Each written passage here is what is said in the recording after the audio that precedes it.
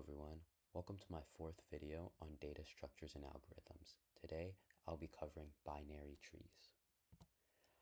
A binary tree is a nonlinear data structure comprised of nodes, where each node has a left child and a right child.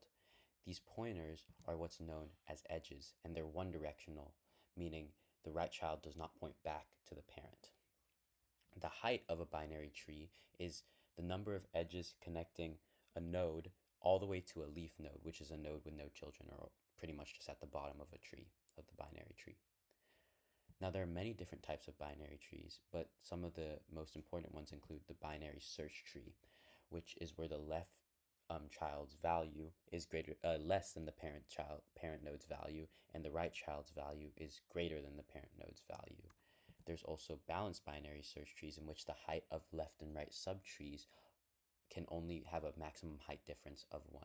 And AVL trees are just balanced binary search trees that auto balance whenever you insert a new value.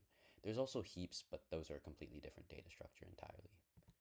Some use cases include AI decision trees, databases, and operating systems and file management. So binary trees can be seen in the real world.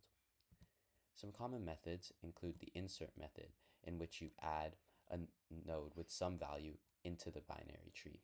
So for example, if you want to add to the value of 3 to this binary tree, that's how it would look like.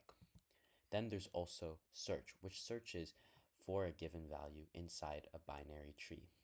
And this usually goes hand in hand and uses a traversal method.